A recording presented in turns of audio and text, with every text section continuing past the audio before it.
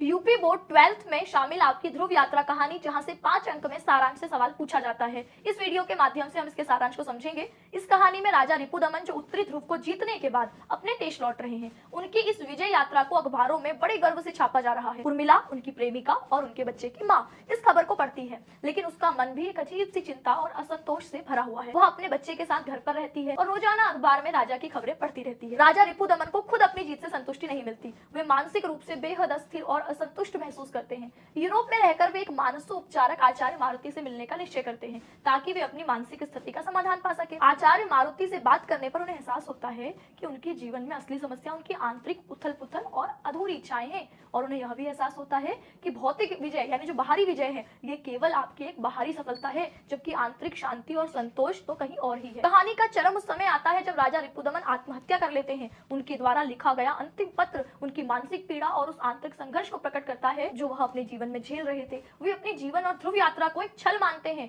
और इस अंत से बचने का एक ही रास्ता देखते हैं, मृत्यु। बाहरी विजय राजा की असली पराजय साबित होती है, क्योंकि उसे आंतरिक शांति नहीं मिलती। कहानी ध्रुव यात्रा का मुख्य उद्देश्य मानव जीवन के आंतरिक संघर्ष, मानसिक अशांति और बाहरी सफलता के बीच की खाई को दर्शाना है। यह कहानी हमें समझाने की कोशिश करती है कि भौतिक विजय, जैसे ध्रुव पर झंडा गाड़ना, असली संतोष और शांति का स्रोत नहीं हो सकती। जीवन की सच्ची विजय तभी होती है जब व्यक्ति अपने आंतरिक संघर्षों से पार पाता है और मानसिक शांति प्राप्त करता है। कहानी यह भी बताती है कि समाज और बाहरी दुनिया की अपेक्षाओं के दबाव के बीच व्यक्ति को अपने जीवन के उद्देश्य को समझना और अपनी राह खुद बनानी होती है। राजा रिपुदमन जैसे पात्र जो बाहरी दुनिया में सफल होते हैं, अक्सर अपनी आंतरिक दुनिया में असफल रह जाते हैं। इसके अलावा उर्मिला का चरित्र इस बात का प्रतीक है कि कैसे सच्चे प्रेम में व्यक्ति को खुद की सीमाओं से मुक्त होना होता है और अपने साथी की मुक्ति की भी परवाह करनी होती है। कहानी का उद्देश्य पाठकों को यह सोचने पर मजबूर करना है कि जीवन में असली सफलता क्या है, क्या वह बाहरी विजयों में है या फिर आंतरिक शांति और संतोष में। आप कमेंट सेक्शन में बताइए कि आप क्या सोचते हैं। यूपी बोर्ड के पाठ्यक्रम की कहानियां आपको एनिमेटेड वीडियोस के माध्यम से ऐसी ही मिलती रहेंगी।